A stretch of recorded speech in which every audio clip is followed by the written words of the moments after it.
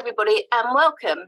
I'm very pleased to introduce Petra Velzeboer, who is a psychotherapist, a TEDx and keynote speaker, and CEO of PVL, which is a company that supports people in the mental health in the workplace.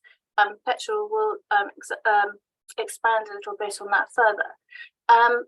But today what we're going to look at is how to improve and support your own mental health, both in your personally and in the workplace. And I think quite often we don't talk necessarily about mental health in the workplace on a personal platform or a member's platform, but actually it's really important to do both, because most of us spend a lot of time at work, which I think is hugely really important.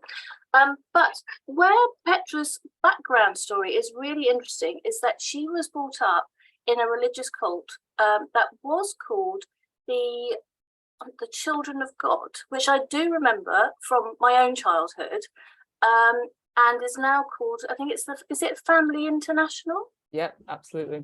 And although Petra will talk about it, this is not this isn't a conversation about her background, but it's just to show where she came from and how being brought up in that situation left Petra with PTSD, which is what we're going to examine as well today. So Petra, please introduce yourself and welcome. Thank you so much for having me. That was a great introduction. You covered some of the headlines there of what I'm doing. So working in businesses, companies, globally, really, talking about well-being and mental health as linked to the world of work. Now, we know the world of work is changing. There's a lot more hybrid work. There's working from home. And we're also feeling a lot lonelier than ever before, right? So people are, I guess, trying to figure out how to do community and how to get support. And I think it's a really real reason that so many of us are struggling with our mental health. And then, of course, if people are dealing with some level of adversity, personal struggle, health issues, family issues, you know, this is just another layer at the moment as we're still almost recovering from pandemic times, you know, and trying to find our feet. So as you said, I grew up in a religious cult. So born and raised, this was my entire reality. And so we thought the world was going to end. So imagine what that does to your nervous system. There would be a countdown, and sort of every 3 years or so, there was some other lead up to the world ending, which was funny how these things connect to our adult life, because most of my generation couldn't commit to a 3-year degree, for example. Because inside of ourselves, we were like, well, nothing's going to exist after 3 years. So why would I do it? Yes. So, and you only realize these strange sort of filters of how it affected us much later on. Really strong belief systems, a really clear shared mission. And so what people don't realize is there were some bits that were kind of good. You know, we had lots of music. There was lots of connection. You were always with people. And again, that sense of shared purpose can feel really empowering, like you're all in this together, right? But of course, over time, the belief systems became more controlling, more coercive, and you know, people had to turn on people that were doubting in a way in order to stay with the group. And so that connection becomes so imperative to your survival that you end up letting go of some of your values. And for us as kids, we didn't go to school as kids, because why would you go to a secular school if the world was going to end and your mission was to save it, right? So we had lots of internal education, sort of reading and anything that would like allow us to gain propaganda in a way, right? But interestingly, while I was in it, I learned ways to survive. And I think for many of us who've experienced some kind of trauma, when you're in it, your body's great at coping. So it figures out ways, even if later on they become unhealthy, to cope with the difficulties. And so it was once I left and had a child young and was now living with somebody who is my boyfriend, who is outside of the community, that actually I was in this one house alone with this one baby while my boyfriend would go off to work. And just the loneliness and being alone with my thoughts, thinking, you know, is this what my life has become? You know, that spiraled me into actually alcohol addiction, depression, suicidal ideation, and sort of many rock bottom kind of hopeless moments that I think many people can identify with. So everyone has a different set of circumstances or challenges, but I learned a few things, like from my own rock bottom moments, that I could sit in a kind of a victim mentality of like, well, I was raised in a cult, and I could surround myself with people who echoed my thoughts. So if I complained to the right person, they would be like, oh yeah, of course you're depressed and drinking and all these things, of course. And so you could sort of validate in your mind your choices, right? But it was when I realized that actually, let me experiment. And I actually gave myself this challenge on a really dark day when I thought I'm done. Like I was really thinking of my exit strategy, if you know what I mean. And then for some reason, this other thought came into my head that, what if I experimented with all the well-being tools that people talked about? And you and me know there's a lot, right? It's like there's so many things, right? And I was always like, well, they won't work for me. I'm different. This is worse. You don't understand, right? And so in this year, and I literally in my mind said I was postponing taking my life for 1 year. I didn't tell anyone that out loud, but that was my internal thing. And again, how old were you at this age? So I was 25. And so had you left the cult at this point? So I'd left the cult at 22. To be fair, there was a number of years where I was living a double life. So on the one hand, I was actually trusted in the community and in leadership roles. And in the other, one of my sisters had left already, and I would lead a hedonistic, escapist life. So there was these kind of two sides of me. And so it was when I fell pregnant, because I was dating somebody illegally outside of the community, that then sort of everything came to a head, and I had a choice to make. Either I could stay in and sort of be punished for my actions, or I could give it a go with my boyfriend at the time. Just before we go on to you giving yourself a year to work out all these different tools, I mean, it's very hard when you're brought up in something to understand, actually, you were talking about basically moral choices, Yes. but it's very hard because what morals do you have? Are they right? Are they wrong? Because you've been immersed in this since you were very little. And I imagine that as you start growing up and as you were getting older and as you transition, I think it was you were sort of mid to late teens as you started moving around, but still within the cult. Did you find it very odd that suddenly something would dawn on you, when a perception that you thought was, well, that everybody knows that, and then you suddenly find it's not? There were many circumstances of feeling like I didn't belong, feeling like our viewpoint was actually didn't make sense to anyone else, feeling that difference. So when you're younger and this is everything, you're like, well, we're all the same, right? And then as you're older and you begin to venture out in different ways, and the founder, the cult leader, sort of passed away when I was 13.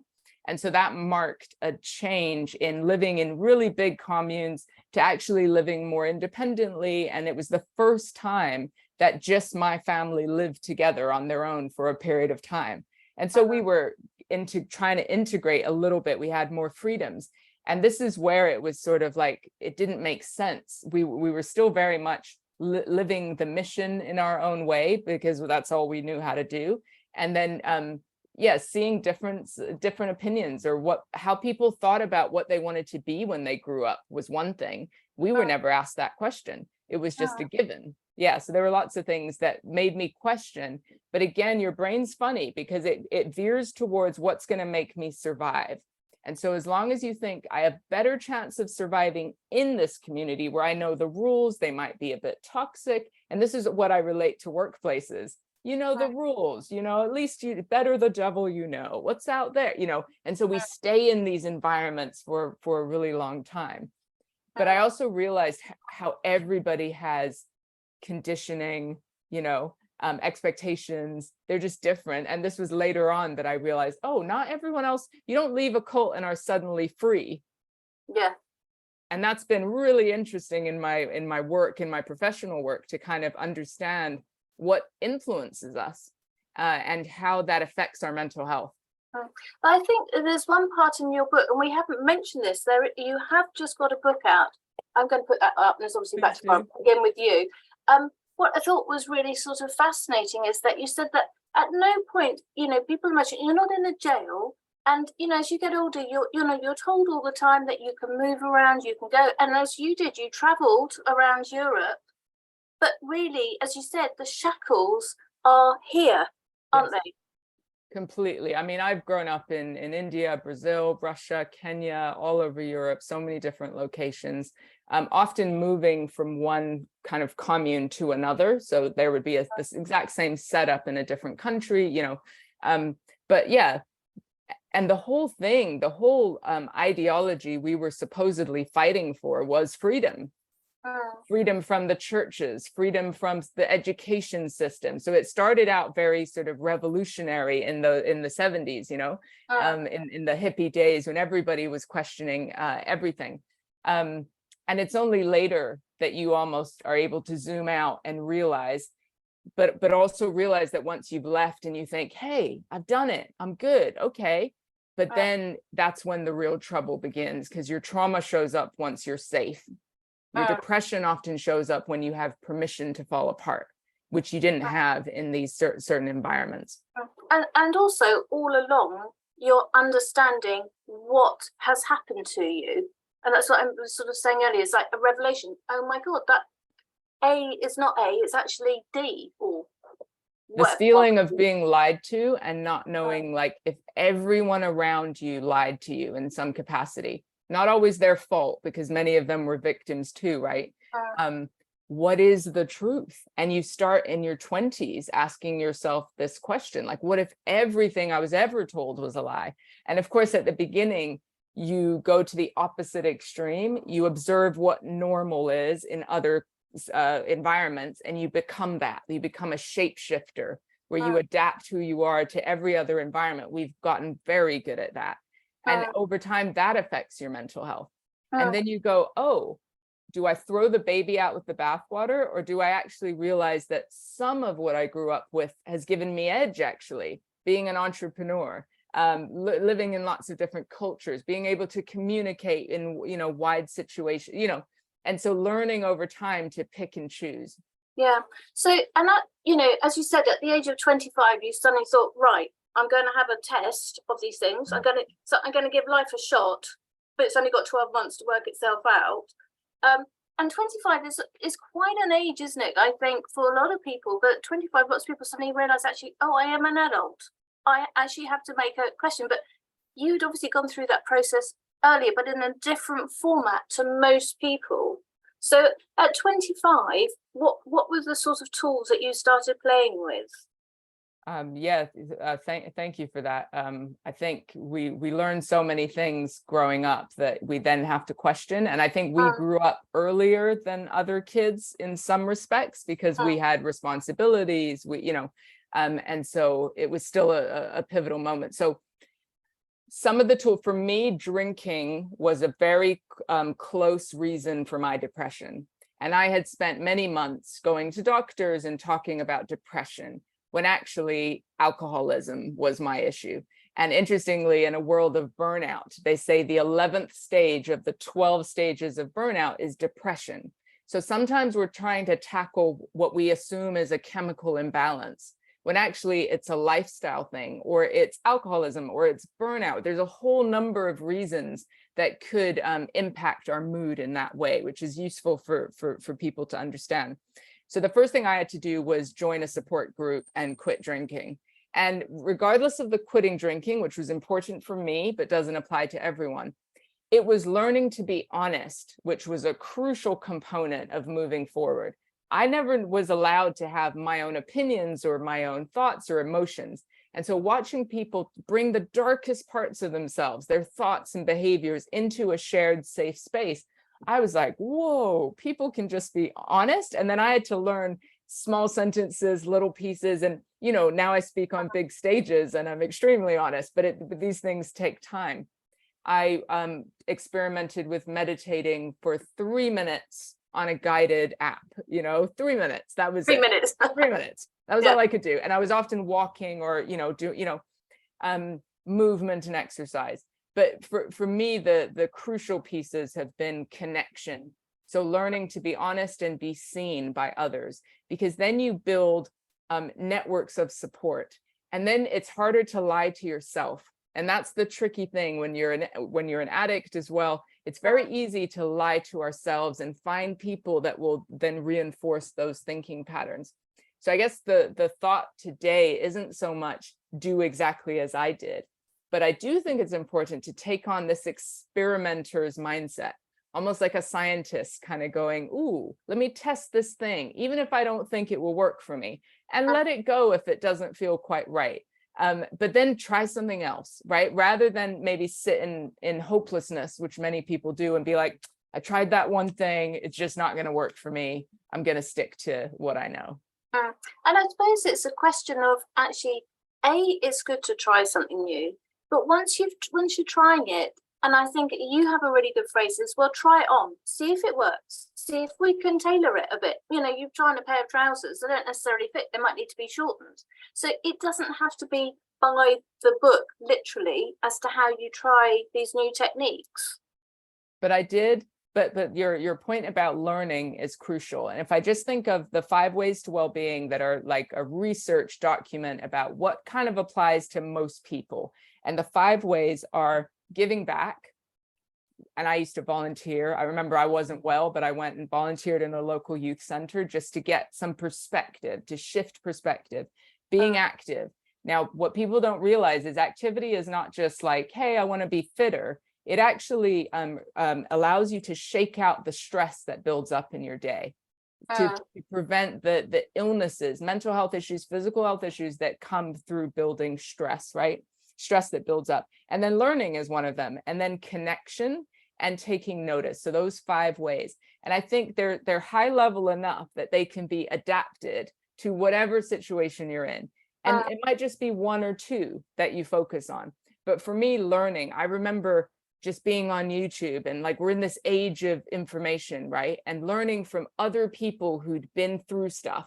I was like, how did they get through stuff? You know, how did they get through stuff? Listening to podcasts, like I started trying to influence myself with who figured it out, rather than in the misery heap of like the news and the worst things that are happening in the world. I was like, what are the tactics and how can I experiment with those tactics? No, I mean, it's fascinating. And I suppose, I mean, our audience, as you know, is generally people who have got chronic health conditions, and all of these things absolutely apply, whether you are, you know, you're suffering from, I don't like to use that word suffering, whether, you know, you're experiencing depression, or as you've just suddenly begun a life-threatening diagnosis or something. But we all have a life to carry on living. And Absolutely. it's exploring at it. And I think quite often, sometimes, you know, when you're given a diagnosis, for example, of MS and things like that, it's trying to explore, well, what does that look like for me? Not for someone else, but for me. Yeah, and it takes time, right? And it's okay to have all the feelings, right? Because those are life-altering situations that you didn't really plan for or rehearse, right? There's so many things we rehearse for with our families or our networks. Oh, I'm going to move to uni, or I'm going to do this thing. And, you know, we spend a lot of mental energy rehearsing.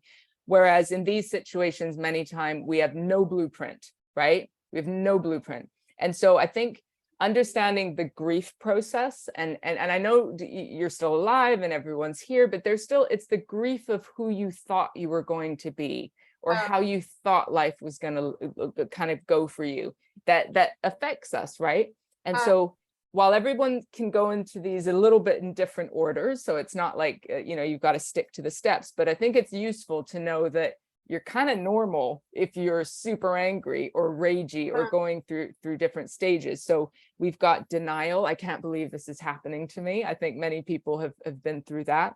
We then have anger, you know, like, why me? You know, that sort of rage. There's then bargaining, please God, or I'll do anything to experience something different, whatever your belief system might be. And then we do have depression. So that almost like that dip, that hopelessness of like, what's the point kind of experience, that all comes kind of before we move to our version of acceptance. right? And so if you're in one of these stages, it's totally normal. And it can be useful to have other people like in these networks, right, that have also been through different things. You'd be like, all right, how long did the anger stage last for you? Or you may move a stage and you might get to acceptance, but then move back a stage and, you know, feel angry because you've had some new information, right? The emotional range that comes to get to acceptance is huge, right? And I guess the thing to leave people with is like, when you do get to that acceptance stage, there's questions I'd love you to be able to ask yourself, like, what is in my control now? Might be different than it was before. It might be very small, or you think it's small, but it's those small things that are in your control that allow you to inspire others, continue to live a good life, whatever that means to you, right? I don't know if that lands for you. But I think it's quite good for people. I was just thinking then when you're talking about, you know, to reflect on, you know, it's good to actually look back to see how much you've progressed from where you were, and to reflect, to understand actually what is a good life, you know, because quite often with a physical chronic condition, you're always looking for this miracle cure.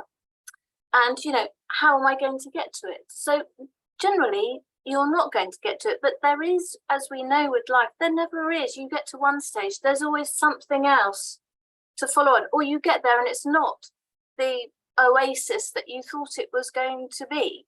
And that's why I think it's important to reflect and understand. So what is, to ask yourself, is what you've just said, what is a good life to me? And being present for it, right? So a lot of our distress comes from wishing things were different in the past. We don't have any control over that. Or imagining they could be different in the future. We also have limited control over that, especially with a chronic health condition. So cultivating what's my good life in the here and now, right? Gratitude, connection, being honest, writing a book, putting your creativity into the world, whatever that might be, right? Like you've got this opportunity as well to take certain risks, right? That people sometimes never take if they just think life goes on forever and ever, right? So I'm always kind of hoping people will challenge themselves a little bit and think, what is possible within this situation? I mean, I know one of the things that we were going to go and have a look at, and I don't want to skip to it, is about creating a network of support and how to do those things to start building some stability, I suppose, and touch points. But I mean, and one of those is the routines and practices that we were going to discuss. So that would be really interesting to hear your thoughts on how do we build those. Beautiful. Yeah. So everyone's going to have a different starting point, right? So I would always say, like, assess your starting point. What is your day-to-day routine like now? It might include hospital appointments or groups, you know, connection, or I don't know, whatever it might include. So kind of assess where you're at. And then just think, what is one small step from there, right? So you don't have to jump all the way. There is a lot out there that is really uplifting about routines and practices. Things like meditation, things like movement. Not for you, though. Well, interestingly, have you gone back to it? Yeah, I've had, like, there's been times in my life where I've tried to do it deeper and people have been like, focus on your breath, focus on your breath, focus on your breath. As someone who lives with PTSD, that's literally the worst advice you can give me, because my breath is almost constantly in a slight state of hyperventilation. So if you tell me to focus on my breath and close my eyes, you're putting me in a stressful situation, right? Wow. Yeah. So that kind of approach to meditation is less useful. And then I'm like, I'm bad at this, I can't do it. You know, you get that whole frustration. But I've learned that if I focus on the tingly sensation in my fingers, so I don't focus on my breath, but I put my hands palm up and I can close my eyes now, and I immediately focus on my fingers, I feel this kind of sensation, or this like buzzing, right? And and that helps me be present and focus on it, right? So it's like I found a way for meditation to work for me, rather than like, you should do it this way. So that's maybe an example of, like, it might not work, but then there might be a different way. And I would just say, nurture relationships. So is that family? Is that support workers that support your health? Is that friendships that maybe you've lost connection with? Because when you're in those kind of depressed, denial, like difficult phases, what often happens is we feel shame, we feel like we're not who we used to be, and we actually push people away. So well-meaning people who want to help, we're like, no, I can't. And maybe you couldn't because you had a hospital stint or there were things going on for you. But then we think, I'm lonely, or I've got no friends, or it's just nobody wants to hang out with me. But there may be things you can do to reconnect, or to drop a text, or to say, hey, I know I've been absent for a while, but I'd love to just chat again. Because when we take the first brave step of being honest, this bit's been really difficult for me, and learn to educate our networks in what we need, because that's the different thing. It's like, oh, that nobody knows how to help. Well, they might not know, but they might want to. So like learning to collaborate on, like, some days I'm just out and I can't connect, but that don't take that personal. I love it when you drop me a text or you reach out to me in these ways. Or if you are able to go outside and you have movement, I do love it when you come and we go for a little walk around my block, or whatever it might be. An online yoga class, or even just jumping on a video call with someone. Just see what are the ways you can push yourself a little bit, so that then you can get the benefits, and there will be benefits both ways. And I think also, I mean, and I've read a few things that we undervalue the general, if you say hello and have a very brief conversation with somebody in a shop, and how much that makes you feel better. Both bodies that have taken part in that conversation, because we're very good at ignoring each other. Yeah. I live in London, so I know that people are very good at it. But then the pandemic made it worse. Like, people were out of practice in like eye contact and actually shaking hands, and we need physical touch, and so like I've got teenagers, I might just make sure my hand's on their shoulder for a little second, or like pat their leg a little bit if we're watching TV. It's those physical opportunities for touch that are really important for our well-being, as well as those conversations. And you're right, just getting a coffee and them saying your name and looking you in the eye, like those little pieces are absolutely huge. And then sort of last thing is that I'm aware that we haven't spoken about work, but it is such a huge factor. And if you're at work and you're not happy, do you say to people, go, say, I'm not happy in my job. I don't really know who to talk to. I mean, I don't even know if HR people still exist, or if they're called HR, if they've changed their name to something else, because they're always changing their name. What would you suggest to somebody who they should go and talk to, or what they should have, how should they approach somebody? So I think the world of work's interesting, right? There definitely are HR or people teams, as they're called, who you can reach out to if you want to know about your benefits. There's so many like health and well-being benefits that people have no idea exist, because maybe the communication just wasn't clear. So you might have, things that you can access, like free counseling, or they might have social groups or things going on in the business. So do check. Sometimes people ask me, like, because I left a cult, right? So, and I compare those toxic environments to corporate workplaces, right? If it's toxic, should I leave, right? And it's too simplistic, because the other thing I learned is wherever you go, you bring yourself with you. So if you don't have like boundaries or well-being tools that you incorporate to make you your best self, you may just feel this way in many places, right? And so my first question is, I keep out saying this question, I think, because it's relatable to all these scenarios. What's in your control? What is in your sphere of influence? Many companies have well-being champions, or they have diverse kind of networks, where you could kind of be part of something if those kind of topics are important to you. Also, at a team meeting or a one-to-one, does everyone just kind of slip into the agenda items before checking in or connecting? So which bits could you do to be brave and say, and check in a deeper, kind of way? And the thing that also applies if you're struggling with physical health and you may have adjustments that are needed to be made, people are awkward, aren't they? And they need step-by-step skills for how they can help you, right? And so I might ask if someone's struggling, I'll be saying, you know, hey, I don't know too much about this. And even if I have a friend who has MS, right, doesn't mean I know what stage you're at or how this affects you. So I'd say, like, I'm really curious about how it's going for you, and like, what are the limitations and how can we help? And so that's like a really useful question for an ally or a supporter. But if they don't know how to ask the question because they're scared and they don't want to make you uncomfortable, you can start and say, hey, I know you guys know that I've got this thing, or I'm struggling with this thing. Just so you know, if you're curious about it, just ask me questions, because I'm cool talking about it, right? And so we often need one person to be cool talking about it to then collaborate in a way. The thing is that you make it sound very easy, and for a lot of people say, God, I'd never say that. But there is at some point, I believe, that you have to be brave and you have to be responsible yourself. And start small, because people don't understand. I communicate for a living. I speak on stages. I've written a book, right? So they think like, oh, but it's easy for Petra. She's an extrovert and she makes it look so easy. 13 years ago, I could not give anyone eye contact. I was an alcoholic parent of 2 young children. I drove my car in blackout.